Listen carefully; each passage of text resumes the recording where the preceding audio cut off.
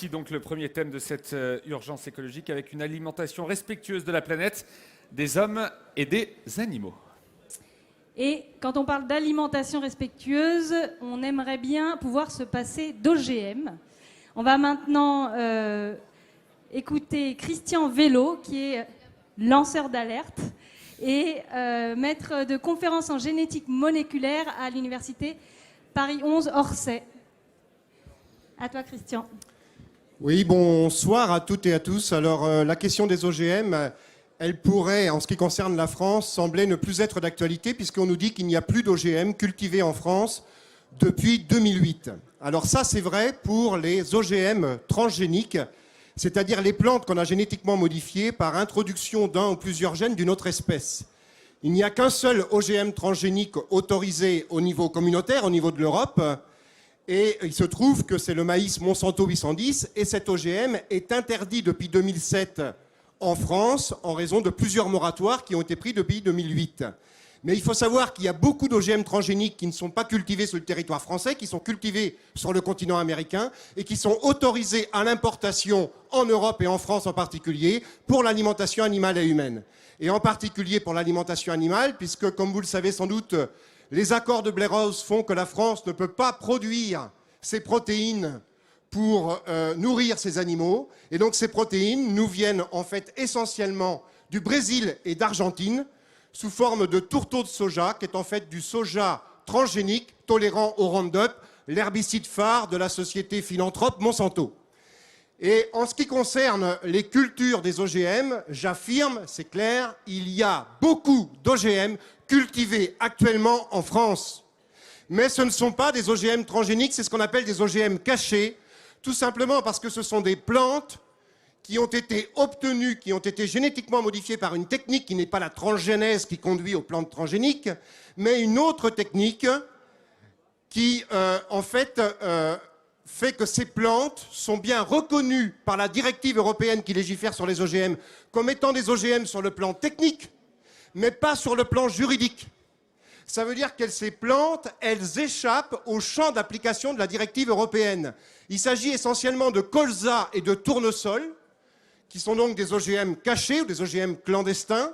Et ces colza et ces tournesols sont encore une fois des plantes rendues tolérantes à des herbicides. Cette fois-ci, ce n'est pas le Roundup, c'est des herbicides à base de sulfonylurée. Et donc, on a en fait ces plantes qui sont cultivées donc massivement. Et comme ces plantes échappent au champ d'application de la directive, elles sont considérées de fait d'un point de vue législatif comme des plantes conventionnelles. Ça veut dire que les agriculteurs qui les cultivent ne sont pas tenus d'informer la mairie du village de là où se trouvent les parcelles cultivées. Et bien sûr, ces plantes échappent à toute évaluation sanitaire environnementale alors qu'on va retrouver ces herbicides à base de sulfonylurée dans les huiles de tournesol, dans les huiles de colza. Donc on est véritablement là dans une urgence écologique à la fois parce que la culture de ces plantes entraîne de fait une plus grande utilisation d'herbicides, et urgence écologique parce que, bien sûr, ces plantes transgéniques ou ces plantes OGM cachées s'inscrivent dans une politique agricole toujours plus productiviste, consommatrice d'intrants et d'énergie fossile, qui contribue donc largement au réchauffement climatique. Et c'est une urgence écologique qui est également une urgence sanitaire, puisque ces herbicides se retrouvent dans les plantes, s'accumulent dans les plantes en question et vont donc se retrouver dans la chaîne alimentaire, c'est-à-dire chez les animaux qui mangent ces plantes et chez les humains qui mangent les animaux qui ont mangé ces plantes. Et ces herbicides sont pour l'essentiel des perturbateurs endocriniens dont a parlé d'ailleurs tout à l'heure mon collègue du CNRS. Donc ça, c'est urgence sociale, urgence écologique, urgence sanitaire et urgence écologique, mais c'est évidemment une politique totalement incohérente et une politique totalement mensongère. Comment peut-on aujourd'hui affirmer que la France échappe, est affranchie des OGM, et comment peut-on affirmer que la France est dans une démarche de diminution de l'utilisation des pesticides quand dans le même temps on a du soja tolérant Roundup qui arrive par cargo entier dans les ports du Havre et quand dans le même temps on laisse se cultiver sur notre territoire des centaines de milliers d'hectares de colza et de tournesol tolérants au sulfonylurée. C'est un scandale, c'est une politique incohérente et il y en a marre de cette incohérence. Il y en a marre de notre roi actuel, le roi François dernier, avec son conseil du roi, qui le dimanche nous parle de COP21, qui le lundi vend 32 rafales à l'Arabie Saoudite parce que c'est bon pour la sacro-sainte croissance, qui le mardi promeut les EPR et qui le mercredi défend le projet d'aéroport de Notre-Dame-des-Landes.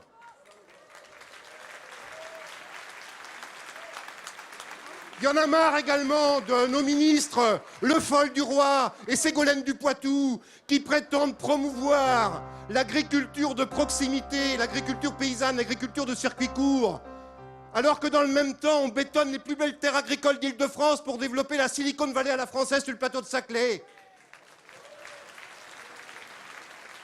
Et il y en a marre de ce greenwashing qui prétend promouvoir l'agriculture écologique et l'agroécologie, quand dans le même temps, à coup de crédit impôt recherche, on sponsorise, on aide des entreprises qui produisent des pesticides et qui développent des nouvelles techniques de manipulation du génome pour produire et pour généraliser des OGM cachés. Alors évidemment, et j'en terminerai là, mais évidemment, on ne peut pas... il faut mettre un coup d'arrêt à cette politique incohérente et à cette politique mensongère.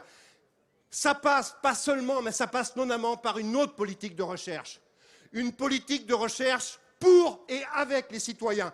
Comment peut-on promouvoir un projet de recherche agronomique sans interagir étroitement avec ceux-là même qui ont inventé l'agriculture, qui ne sont pas les chercheurs ni même les agronomes, mais qui sont les paysans? Il faut mettre la recherche au service du bien commun et non pas au service d'intérêts mercantiles à court terme qui ne profitent que pour quelques entreprises, quelques grosses entreprises qui, au prétexte de nourrir la planète, asservissent les pays du Sud en plaçant leurs paysans sous la tutelle des firmes semencières à travers une stérilité juridique des plantes qui s'appelle le brevet.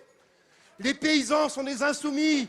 Je dis bien les paysans et pas les agri-managers. Les paysans sont des insoumis. Ce sont des gens qui refusent qu'on leur confisque leur outil de base, c'est-à-dire les semences, à travers les brevets. Et ce sont des gens qui refusent qu'on leur confisque, qu'on leur oblige à oublier leur bon sens paysan et leurs bonnes pratiques environnementales, respectueuses de l'environnement, leurs bonnes pratiques paysannes, en leur vendant clé en main des technologies dont ils n'ont que faire. Alors j'invite tous les paysans et j'invite tous les scientifiques et tous les citoyens qui veulent rendre la science soluble en démocratie à rejoindre le mouvement des Insoumis et à soutenir la candidature de Jean-Luc Mélenchon pour 2017.